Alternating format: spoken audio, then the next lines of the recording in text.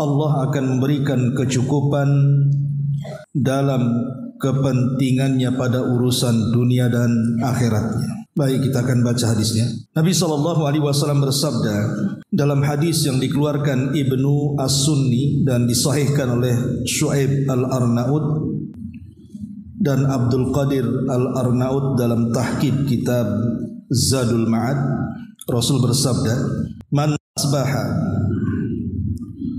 wa idza amsa hasbiyallahu la ilaha illahu alaihi tawakkaltu wa huwa rabbul arshil azim sab'a marratin kafahu Allahu ma ahammahu min amri dunya wal akhirati." Kata Nabi SAW, barang siapa yang pada setiap hari ketika memasuki waktu pagi dan ketika memasuki waktu sore hari, dia pun mengucapkan hasbiyallah, cukuplah Allah bagiku, la ilaha illahu, tidak ada Rabb yang berhak disembah kecuali Allah, alaihi tawakkaltu, aku menyandarkan diriku kepada Allah, wa huwa rabbul arshil azim, dan Allah adalah Rabb pemilik arsy yang agung, sab'a marratin, dibaca 7 kali, kafahullahu ma ahammahu min amri dunya wal akhirah, maka Allah akan memberikannya kecukupan dalam keinginannya pada urusan dunia dan juga akhiratnya. Ma'asyiral muslimat rahimakumullah, masih bicara soal zikir pagi dan petang, di mana Nabi SAW yang sangat-sangat pendek juga, tetapi faedahnya luar biasa. Nabi mengajarkan kepada kita kalimat hasbiyallahu la ilaha illahu alaihi tawakkaltu wa huwa rabbul arshil azim. Pendek sekali, 50 kali ibu baca sambil duduk saja insyaallah hafal.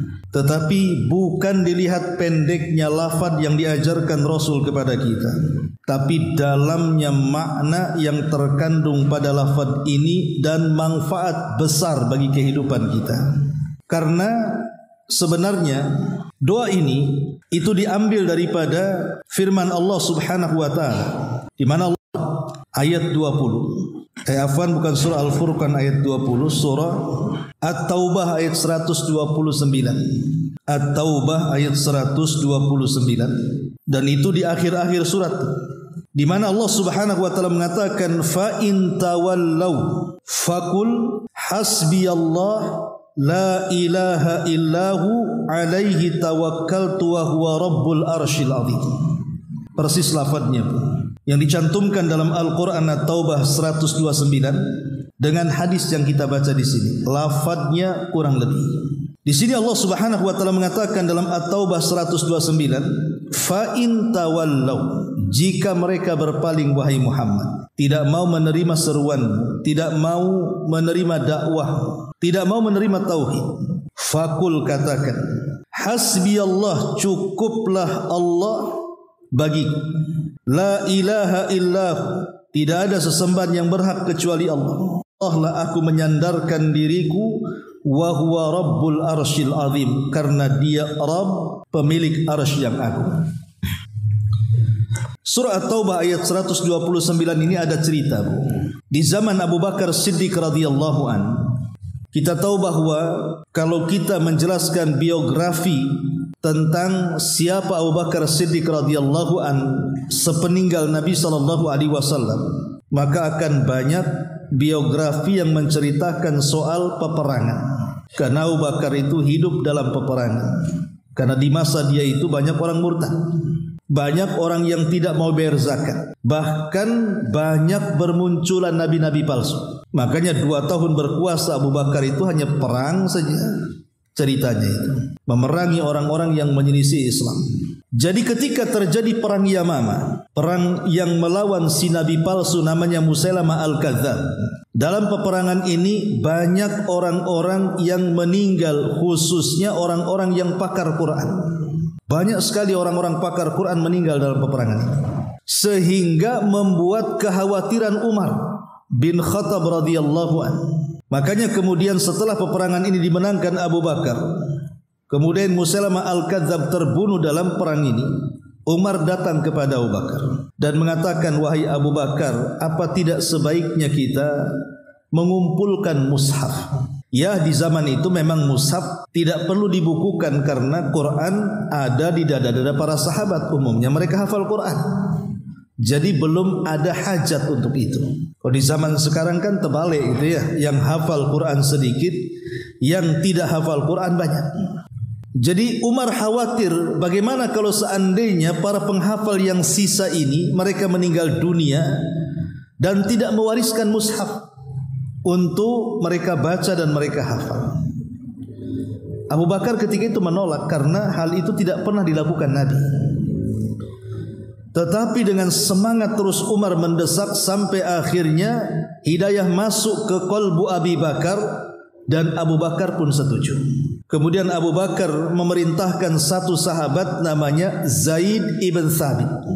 Lah ketika Abu Bakar merintahkan Zaid ibn Thabit untuk mengumpulkan mushaf itu, Zaid pun sempat menolak karena hal itu tidak pernah dilakukan Nabi. Akhirnya kemudian setelah Abu Bakar mendesak, hidayah pun masuk ke qalbu Zaid. Akhirnya Zaid pun mau mengumpulkan mushaf Al-Quran yang tercecer di tangan-tangan para sahabat. Mulailah kemudian Zaid datang ke sahabat satu persatu, minta catatan mereka. Ada sahabat yang mencatat cuma 1 surat saja, ada yang 3 surat, ada yang 4 surat. Macam-macam catatan para sahabat itu tergantung hadirnya mereka di majlis taklim Nabi. Ada yang dicatat di tulang, ada yang dicatat di kertas dari kulit-kulit yang disamak dan begitu seterusnya. Intinya Zaid kemudian meminta para sahabat untuk mengumpulkan catatan mereka. Tetapi Zaid ibn Thabit tidak memasukkan ayat-ayat di dalam mushaf Al-Quran kecuali dia sahabat yang diminta catatan itu mendengar langsung dari Nabi, bukan kata orang kemudian dicatat. Harus mendengar langsung. Dan ketika mendengar langsung dari Nabi harus ada 2 saksi. Kalau tidak ada 2 saksi tidak menerimanya. Begitu ketatnya pengumpulan Al-Quran di zaman itu. Akhirnya kemudian Zaid pun menghabiskan waktu-waktunya hanya mengumpulkan Al-Quran dari sahabat yang mendengar langsung dari Nabi dan dari sahabat yang memiliki 2 saksi ketika mendengar langsung dari Nabi. Maka terkumpullah Al-Quran itu. Masalahnya ada 1 ayat yang membuat bingung siapa Zaid ibn Thabit ini.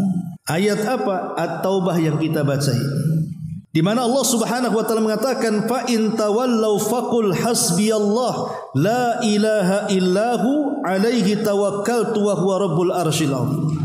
Ini ayat Zaid ibn Thabit tidak mendapatkan sahabat yang mendengar langsung dari Nabi, tapi katanya sahabat yang lainnya. Tetapi dengan kesungguhan Zaid ibn Thabit ini, akhirnya kemudian Zaid ibn Thabit mendengar ada sahabat namanya Khuzaimah ibnu Thabit juga. Katanya dia mendengar ayat ini langsung dari Nabi.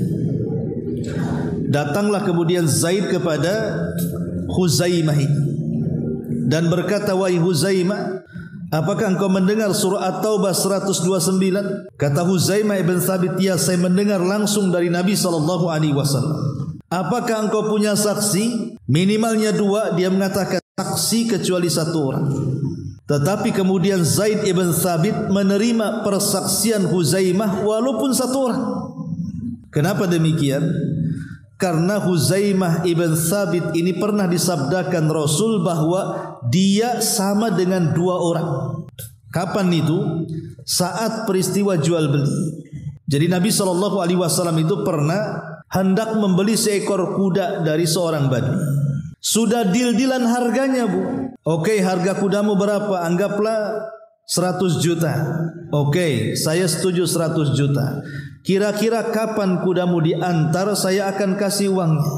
Kata Arab Badui, besok ketemu di tempat ini, sediakan uangmu, saya akan datang dengan kudaku. Tahu-tahu setelah besok si Badui ini tak datang. Rupanya kudanya ada yang nawar jauh lebih mahal dibandingkan yang ditawarkan Nabi. Berkhianat dia, padahal sudah deal-dealan, sudah jadi. Tapi karena ada yang menawar lebih tinggi, dijual pula sama orang. Jadi setelah beberapa hari Rasul pun mendatangi si Arab Badui itu. Kemana kemarin? Saya tunggu, katanya kau mau bawa kudamu. Mengatakan, tidak, aku tidak pernah berjanji kepadamu, katanya. Orang ajar tuh Arab Badui ini. Ya. Kemudian kata Rasul, bahkan kau sudah berjanji. Kata Arab Badui, enggak, aku enggak berjanji, katanya. Akhirnya kemudian saling berkilah debatan Rasul dan Arab Badui itu. Ada Huzaimah ibn Thabit tadi, dan mengatakan bahwa sesungguhnya aku bersaksi bahwa engkau wahai Badui sudah melakukan transaksi dengan Nabi.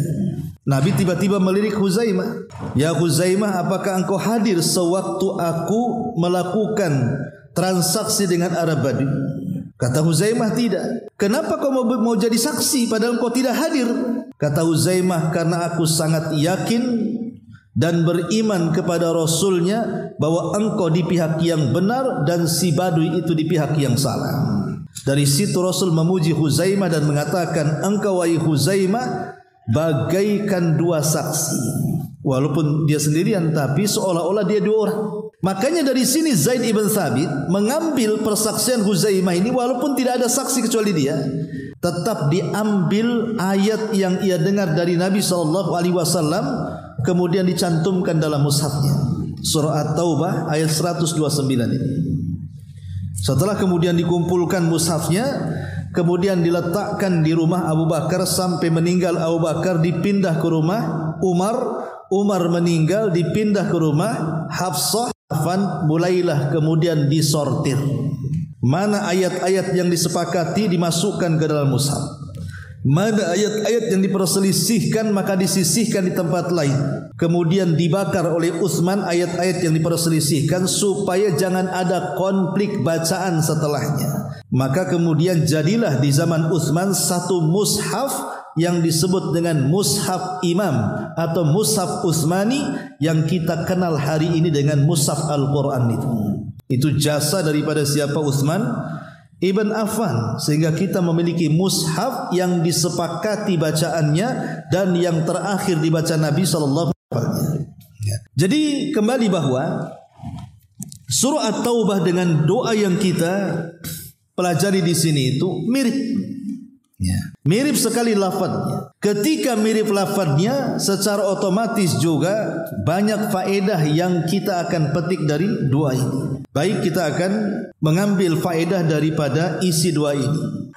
Di sini Nabi SAW mengajarkan kepada kita sebuah doa yang kita dianjurkan membaca 7 kali di waktu pagi dan 7 kali di waktu petang. Faedahnya kata Rasul, kafahullahu ma ahammahu min amri dunya wal akhirah. Kalau kita baca 7 kali di waktu pagi, kita baca 7 kali di waktu sore, maka Allah akan mencukupkan dari seluruh keinginan-keinginan dunia kita dan keinginan-keinginan akhirat kita. Begini Bu, sering saya katakan berulang-ulang, Allah Subhanahu wa taala berfirman, wa tilkal ayyam nudawiluha bainan nas. Yang namanya hari itu pasti diputar. Hari itu akan datang silih berganti kepada kita. Terkadang kita senang, tapi nanti akan datang susahnya juga. Terkadang kita tertawa, nanti akan datang juga tangisan juga. Hari itu berputar antara tawa dan tangisan, bahagia dan susah. Itu pasti. Cuman kita tinggal nunggu antrian saja. Sekarang ibu tertawa, ada antriannya ibu menangis. Sekarang ibu bahagia, ada antriannya lah, nanti ibu susah. Dan namanya susah itu kan sebabnya macam-macam. Terkadang susah karena faktor ekonomi, susah mencari lowongan pekerjaan, akhirnya berimbas kepada susah makan, susah minum, susah tempat tinggal, dan begitu seterusnya. Atau boleh juga susah itu karena faktor kesehatan. Dulunya sehat, akhirnya sakit. Karena orang sakit itu kan tidak enak. Jangankan sakit parah, kita bangun saja, biasanya usia-usia 40 tahun ke atas, itu kalau bangun di pagi hari sehat semua, pinggang kiri, pinggang kanan sakit, itu udah nggak seneng tuh, udah macam-macam otak kita itu. Ataupun dari tetangga, dari masyarakat, entah dengan ucapan mereka, bulian mereka, gibah mereka, cacian mereka, dan begitu seterusnya. Dengan kata lain, manusia ja'alna ba'dakum li ba'din fitnah atasbirun wa kana rabbuka basira. Dan kami jadikan sebagian dari kalian untuk sebagian yang lain itu dijadikan fitnah. Jadi manusia dengan manusia yang lain itu terkadang Allah jadikan fitnah. Terkadang kawan baik itu ya, setiap hari Masya Allah kemana-mana sama dia. Ada masalah sedikit jadi musuh berat dan bebuyutan akhirnya. Ada juga yang seperti itu. Jangankan teman gitu ya, bahkan suami istri yang memang satu kamar berdua, satu rumah berdua saja bisa bercerai itu. Ya, karena satu dengan yang lain terkadang Allah jadikan fitnah. Jadi tidak bisa kita ini menghayal di dunia itu senang dari mulai lahir sampai mati, dan juga Allah tidak menjadikan orang itu susah dari lahir sampai mati. Pasti kadang ada senangnya, pasti ada susahnya. Makanya Imam Syafi'i mengibaratkan kehidupan kita itu lautan dengan bahteranya. Terkadang dapat ombak yang tenang, terkadang dapat ombak yang menggila. Tetapi manusia itu terbiasa melawan ombak.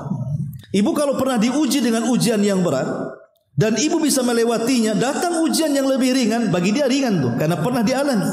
Tapi terkadang orang yang tidak pernah diuji dengan ujian berat, tiba-tiba muncul ujian, lah terkadang ada orang yang sanggup menghadapinya, terkadang juga ada orang yang tidak sanggup menghadapinya. Tapi satu hal yang penting ibu yakini, Allah tidak mungkin menimpakan sebuah ujian kecuali sebenarnya ibu itu tipis, iman ibu tipis, pasti ujiannya juga ecek-ecek bu.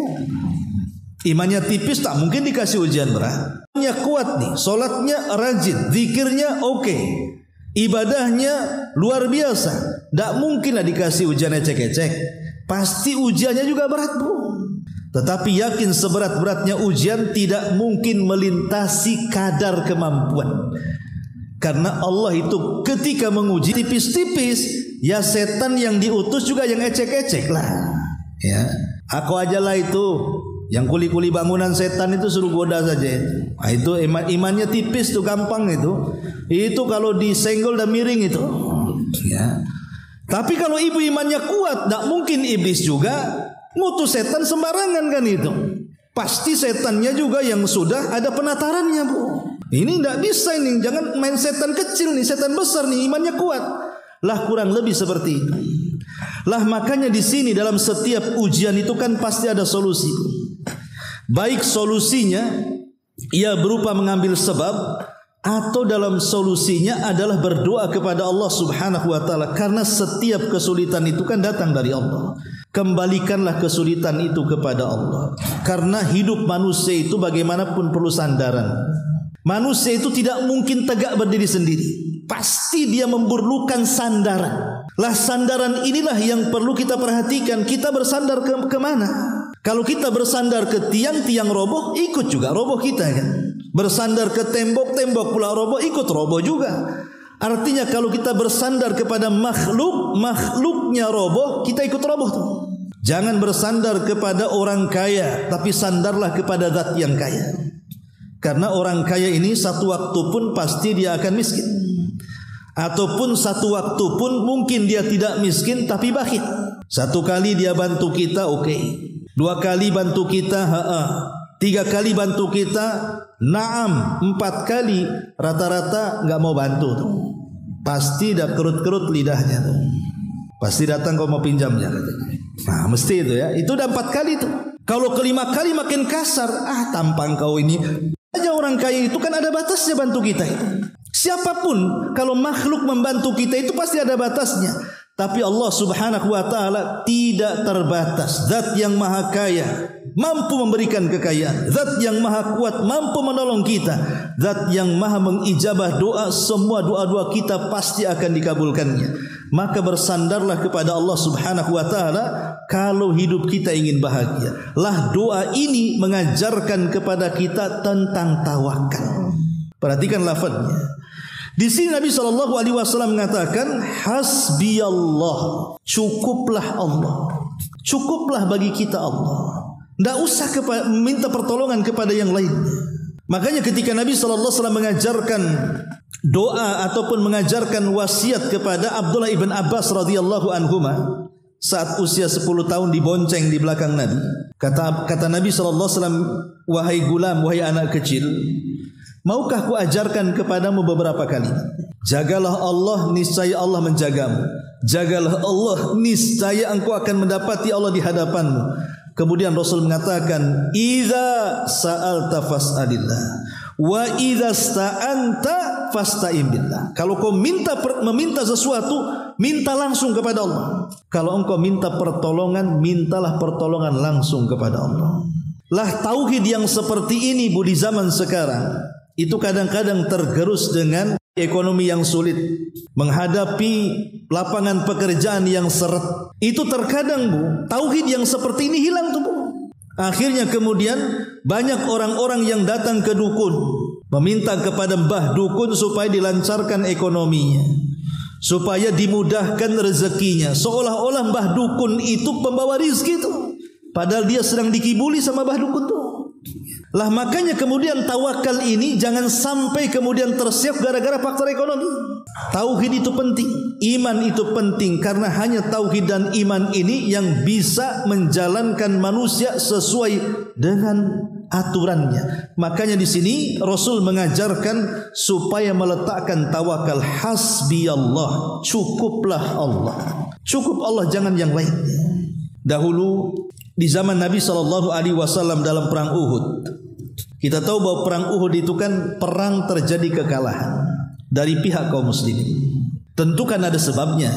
Di perang Badar kaum muslimin menang, tapi di perang Uhud kaum muslimin kalah. Kenapa kalah? Karena ada sahabat-sahabat pemanah yang diinstruksikan Rasul jangan pernah turun dalam kondisi apapun. Ketika melihat sahabat yang di bawah sudah menang, harta ghanimah perang di hadapan mereka, tergiur dengan dunia, turun mereka. Kata Rasul jangan turun, malah turun.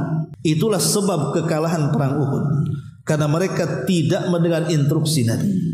Sampai dalam perang ini Rasul hampir dihabarkan mati karena masuk dalam perangkap orang-orang kafir. Tapi Allah Subhanahu wa taala menyelamatkan nabinya dan tidak jadi terbunuh dalam perang ini. Ketika para sahabat sudah mundur sampai Hamra al-Asad, mereka beristirahat di sebuah tempat namanya Hamra al-Asad, dekat dengan kota Madinah. Abi Sufyan ini yang merupakan tokoh dari pemeran utama, pemimpin orang-orang Quraisy sebelum masuk Islam, dia mendengar Nabi SAW masih hidup. Makanya dia kemudian mempersiapkan pasukan yang banyak, kemudian mengutus orang untuk menakut-nakuti Nabi.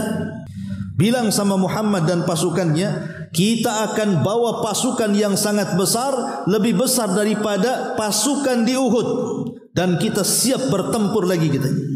Lah orang ini akhirnya kemudian diutus kepada Rasul sampai ke Hamra al-Asad.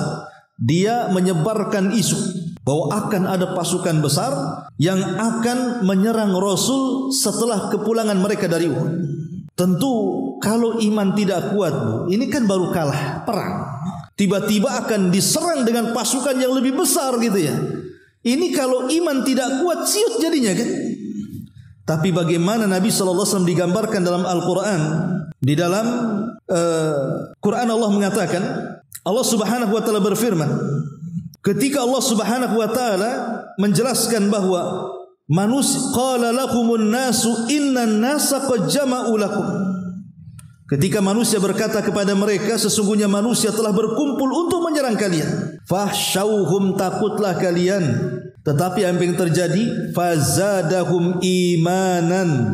Tapi Rasul SAW mengajarkan kepada para sahabat untuk menaikkan iman. Dalam kondisi seperti ini tidak boleh jatuh imannya.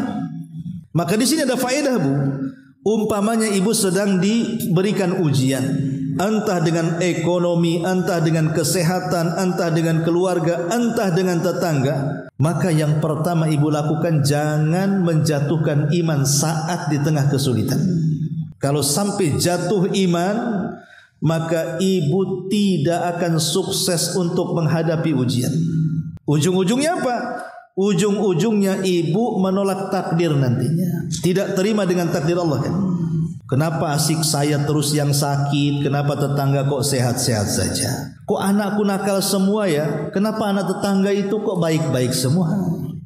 Kenapa si ekonomi saya saja yang gulung tikar, kenapa yang sana bentang-bentang tikar? Umpamanya. Itu karena imannya turun tuh. Lah Rasul mengajarkan dalam kondisi ditakut-takuti ini, fazadahum imana, maka Rasul membangkitkan keimanan para sahabat. Lihat ketika Rasul membangkitkan para sahabat, dengan apa Rasul membangkitkan keimanan para sahabat?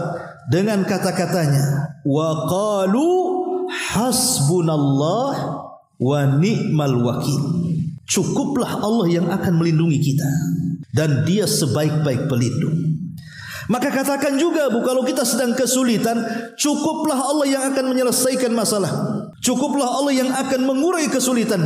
Cukuplah Allah yang akan menghantarkan kebahagiaan kepadaku. Karena kalau kita kemudian mengharap dari manusia itu, tidak mungkin terselesaikan masalah ini. Ada orang ada masalah, Bu, ngadunya bukan kepada Allah, kepada Facebook, Bu. Tanggal sekian aku disakiti suami. Apain, Bu, ditulis di Facebook itu? Ya. Jadi nggak ada gunanya, itu nggak bisa menyelesaikan masalah. Makanya di sini Rasul mengajarkan kalau kita ditimpa masalah, maka kita katakan hasbunallah wa ni'mal wakil. Cukuplah Allah yang akan menyelesaikannya, karena Dia zat yang pandai menyelesaikan masalah. Ketika Nabi kemudian mengajarkan kalimat ini kepada para sahabatnya, hasbunallah wa ni'mal wakil, apa yang terjadi? Fanqalabu bi ni'matin minallahi wa fadlin lam yamsashu su' wattaba'u ridwanallah wallahu dzul fadlil azim. Maka Allah robah semuanya yang tadinya tidak enak jadi enak. Fanqalabu bi ni'matin, Allah berikan nikmat yang banyak. Yang tadinya khawatir jadi tidak khawatir. Yang tadinya susah jadi senang. Ketika terus para sahabat memandangkan hasbunallah wa ni'mal wakil, musuh takut akhirnya mundur lagi. Enggak jadi nyerang. Itu hanya berita hoax saja.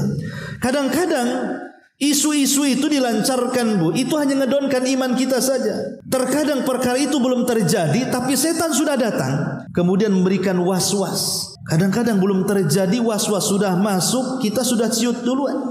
Mikir yang sesuatu yang belum terjadi, stres. Belum terjadi sudah stres. Cemana anak saya? Emangnya kenapa anaknya? Ya lagi sekolah SD, mikir nanti kuliah enggak. Masih SD kok mikir kuliah. Itu kan stres orang kayak gini. Ya. Kayak orang mau usaha, Bu. Ada modal, ada skill, tak jadi-jadi usaha. Enggak jadi, takut bangkrut katanya. Ya enggak akan sukses kalau orang kayak gini. Lah terkadang ada orang tuh memikirkan sesuatu belum terjadi sudah stres dia.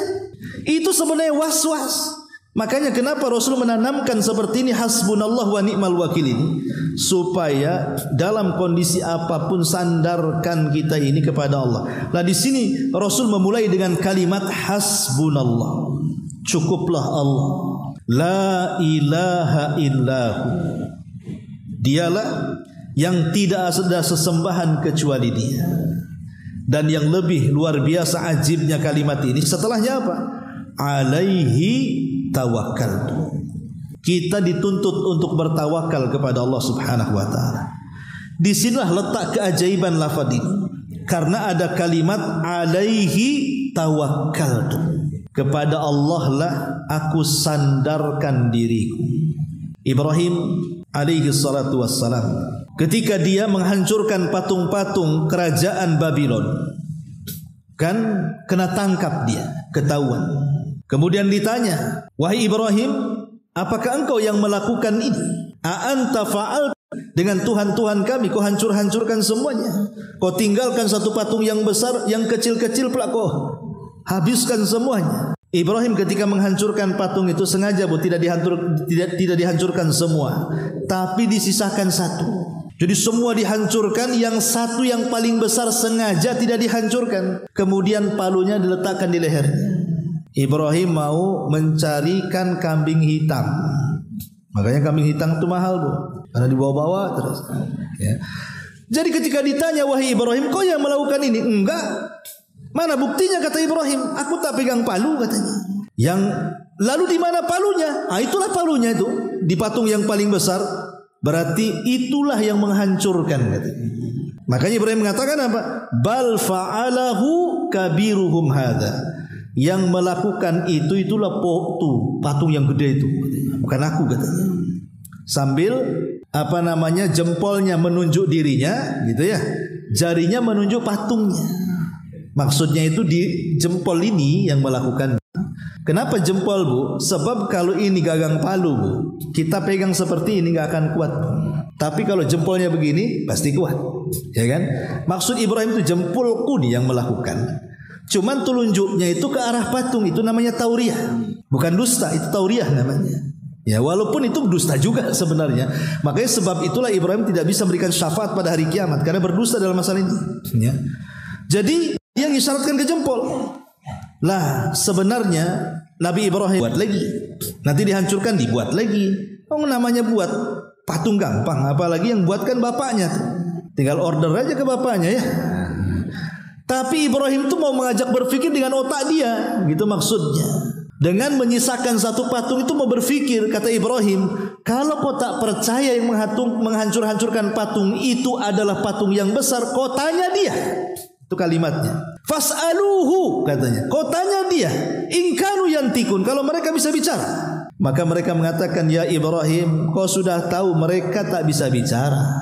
Sini sebenarnya kalau akal orang-orang musyrik di zaman Nabi Ibrahim itu berpikir, macam mana Tuhan yang disembah tidak bisa bicara, tidak bisa mendengar, tidak bisa berpikir, macam mana disembah? Ibrahim berpikir ke situ sebenarnya. Tapi mereka sudah tertutup hatinya sehingga mereka tidak bisa membantah hujah Ibrahim. Akhirnya mereka pun berhujah dengan kekerasan. Tangkap Ibrahim, bakar dia. Akhirnya kemudian Ibrahim pun dieksekusi, bakar. Ketika itu raja meminta kepada seluruh rakyatnya agar masing-masing membawa kayu bakar. Sampai semua rakyat Babil itu senang. Ya, mereka tidak ada yang keberatan membawa kayu bakar itu. Sampai ada seorang wanita hamil itu bernazar gitu ya. Saking senangnya membawa kayu bakar untuk membakar Ibrahim karena sudah menghancurkan patung-patung mereka. Akhirnya kayu pun terkumpul, mulailah api dinyalakan, tinggi, lebih tinggi daripada istana. Orang bingung, Ibrahim gimana cara melempar ke api ini? Kan apinya besar, kita dekat-dekat rumah kebakaran aja gak berani. Akhirnya mereka berpikir akan dilempar dengan manjani ketepel besar tuh, Bu. Taruh sini bung gitu ya. Ya. Disitulah Ibrahim kemudian diikat, dimasukkan ke. Saat lemparan itu antara ketepel dengan api itu, Bu, disitulah para malaikat datang tuh. Jibril datang, Mikail datang, semua malaikat datang menawarkan kepada Ibrahim. Kata Jibril, wahai Ibrahim, mintalah pertolongan kepadaku, katanya. Aku bisa saja kemudian meniup api itu supaya padam. Kata Israfil mengatakan, kata Mikail mengatakan, aku akan kirim hujan sebanyak-banyaknya untuk memadamkan. Semua malaikat menawarkan, tapi Ibrahim mengajarkan tauhid kepada kita. Apa kata Ibrahim? Amma ilaikum fala wa amma ilallahi fabala. Adapun aku harus meminta pertolongan kepada kalian. Oh tidak, kata Ibrahim, enggak mau. Wa ni'mal wakil, ni'mal maula, wa ni'man nasir. Inilah kata-kata Ibrahim sebelum masuk ke dalam api itu. Hasbunallah, cukuplah Allah. Ketika ucapan ini selesai saja Ibrahim mengucapkan, turun wahyu dari langit. Kul ya naru kuni bardan wa salaman ala Ibrahim. Katakan, wahai Ibrahim, bayangkan kalau ayat ini titik sampai di sini, Bu. Jadilah wahai api dingin, satu dunia api akan dingin. Gak bisa juga ngopi Bapak tuh kalau api jadi dingin semua. Tapi ayat ini kan tidak titik sampai di sini, ada komanya. Jadi perintah Allah kepada dinginlah, selamatkan Ibrahim. Maka api itu menjadi dingin, akhirnya menyelamatkan Ibrahim. Dari sini kita tahu bagaimana Ibrahim mengajarkan kepada kita tawakal yang kuat. Akhirnya dengan tawakal itu Allah selamatkan Ibrahim. Maka siapapun manusia dalam kesulitan, apapun yang ibu hadapi, kalau ibu betul-betul bertawakal kepada Allah, pasti Allah akan mencukupkan keinginan kita. Lihat, ketika Nabi SAW mempermisalkan dengan seekor burung dalam bab tawakal, apa kata Nabi? Lau antum tatawakkaluna 'ala Allah haqqa tawakkuli la ruziktum kama yurzaqut tayr. Kalau kalian benar-benar tawakal kepada Allah, kata Rasul, maka kalian akan diberikan rizki seperti rizki seekor burung. Burung ini, Bu, adalah satu dari sekian keajaiban ciptaan Allah. Walaupun dia kecil, tetapi kita lihat coba burung yang sedang terbang tuh. Burung kalau terbang itu sayapnya tidak pernah dikepak-kepakan. Dia hanya gini saja. Gini saja dia. Cuma sekali-kali kadang-kadang mengetuk begini. Kalau capek dia gini, ya kan? Nanti dia gini lagi. Tapi tidak pernah gini terus dia. Ya. Nanti ekornya itulah yang menentukan arah. Kata ekornya ke kanan ya dikepotkan ke kanan ya. Kata ekor ke kiri jadi ekor itu berfungsi untuk kemana arah terbang. Ya.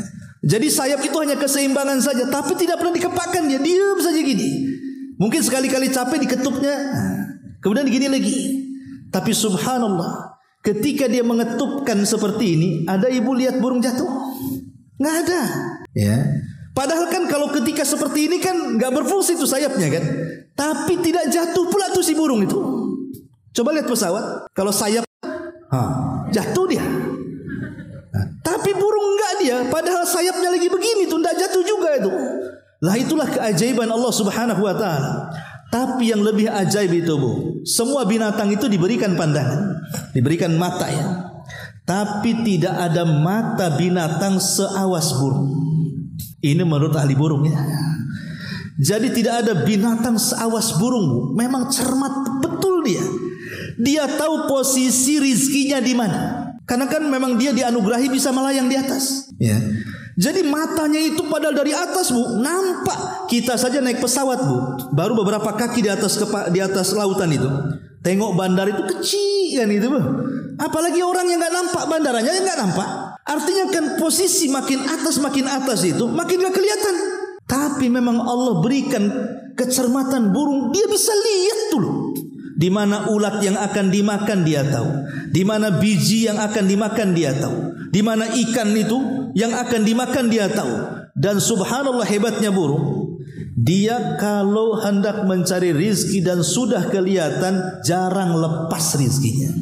Jarang meleset, Bu. Kalau orang bisa meleset. Ibu nih jualan gorengan. Tahu-tahu ada yang order, bisa nggak besok buatkan 100.000 gorengan bamanya. Udah dicapek-capek telepon tak jadi katanya. Apakah sakit hati tuh? Ya, setelah besok datang mana pekerjaan? Oh nggak usah, udah ada orang. Itulah manusia. Tapi Allah berikan burung itu nggak pernah meleset tuh kalau dapat rizkinya. Dan yang lebih hebat daripada itu, jadi kalau mamanya dia melihat ada satu makanan, maka dia tidak mungkin mengambil sendiri. Dia akan bersiul mencari kawan-kawannya. Berarti di situ akan banyak makanan. Jadi ibu tuh. Ibu kalau dapat rizki sembunyi di kamar. Ya. Tapi kalau hilang rizkinya ngeluh ke kawannya. Susah saya katanya. Kenapa waktu susah ngeluh? Waktu senang aja tak keluar-keluar. Lah ini hebatnya burung di situ. Kenapa kemudian burung itu sehebat itu? Makanya kenapa Rasul mencontohkan burung di situ. Bayangkan burung itu, kata Nabi, yaghdu himasan. Yaghdu itu maksudnya keluar pagi-pagi buta. Habis subuh itu burung sudah bangun tuh. Karena Rasul mengibaratkan yaghdu, berpagi-pagi. Maknanya kalau kita hendak cari rizki, ikuti burung. Pagi-pagi jangan tidur gitu maksudnya. Dalam kondisi lapar, tapi pulang kok bisa dia kenyang tuh. Itulah tawakal namanya.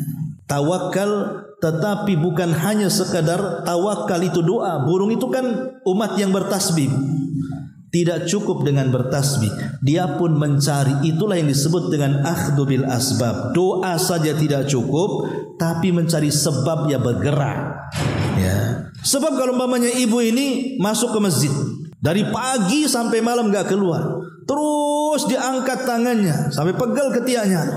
Ya Allah, berikan saya rumah, berikan kendaraan sampai kiamat pun gak akan. Islam itu doa tidak cukup, harus mengambil sebab. Lah sebab itulah bekerja. Ya sebab itulah kemudian tanam modal, tanam apa dan begitu seterusnya. Intinya bahwa di sini wa huwa rabbul arsyil azim, dan dia adalah Rabb, pemilik arsy yang sangat agung. Lihat Rasul mencontohkan dengan arsy. Kenapa? Karena arsy itu makhluk Allah yang paling besar. Makhluk yang pertama diciptakan oleh Allah adalah arsy. Dan arsy lah makhluk yang paling besar dari semua makhluk yang Allah ciptakan. Kalau seandainya langit, bumi dan kursi itu disatukan, kemudian dibandingkan dengan besaran arsy Allah, sama dengan ibu letakkan cincin di padang pasir. Cincin itulah langitnya, buminya, kursinya, arsy itulah padang pasirnya. Macam mana yang menciptakan arsy? Allahu Akbar, Allah lebih besar dibandingkan makhluknya. Artinya kebesaran Allah Subhanahu wa taala menjadikan kita yakin bahwa kita mampu dan kita bisa mewujudkan cita-cita kita dengan meminta kepada kebesaran Allah Subhanahu wa taala, karena Dia besar zatnya, besar sifatnya, besar segala-galanya. Dia zat yang maha kaya, Dia bisa memberikan rizki kepada kita. Dia zat yang maha kuat, bisa membalaskan orang-orang yang mendolimi kita. Dia maha luas kasih sayangnya, sebesar apapun dosa pasti Dia akan mengampuninya, dan begitu seterusnya. Jadi Dia adalah Rabb pemilik arsy. Kalau Dia adalah Rabb makhluk yang paling besar, berarti juga Dia Rabb selain daripada itu. Wong yang besar saja Dia Rabbnya, apalagi yang lebih kecil dibandingkan arsy-Nya. Baik, ya, sebagaimana biasa kan ini doa, kita baca dulu Bu, biar kita baca 3 kali, mudah-mudahan Ibu bisa hafal. Baik, ikuti. Hasbiyallahu la ilaha illahu alaihi tawakkaltu wa huwa rabbul arsyil azim. Sekali lagi, hasbiyallahu la ilaha illahu alaihi tawakkaltu wa huwa rabbul arsyil azim. Coba sendiri.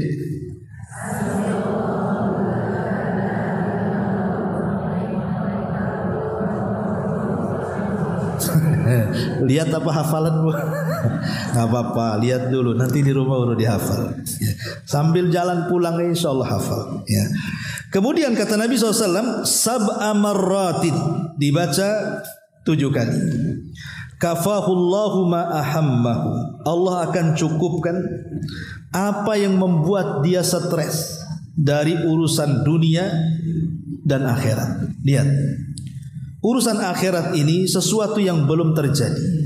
Dan urusan akhirat ini kan mencakup tentang dunia setelah kematian, alam barzah, bagaimana himpitan kuburan, bagaimana fitnah kuburan, bagaimana azab kuburan, bagaimana nikmat kuburan. Itu kan peristiwa-peristiwa barzah, ya. Kemudian nanti setelah ada hari kebangkitan, manusia akan dibangkitkan, dihadapkan dengan berbagai macam persoalan kan. Berdiri lama di padang mahsyar. Kemudian di situ ada proses syafaat, ada proses hisab, ada proses penimbangan, ada proses pengambilan catatan, sampai kepada titian, sampai di kontor di hadapan surga dan neraka. Itu kan perjalanan yang panjang sekali. Tetapi dalam hadis ini Nabi SAW mengatakan, siapa yang melanggengkan doa ini 7 kali dibaca di pagi dan sore hari, maka Allah akan selamatkan kehidupan kita, baik dari urusan dunia kita ataupun urusan akhirat kita. Wallahu a'lam bishawab. Ini diantara keterangan singkat dari poin ke-34.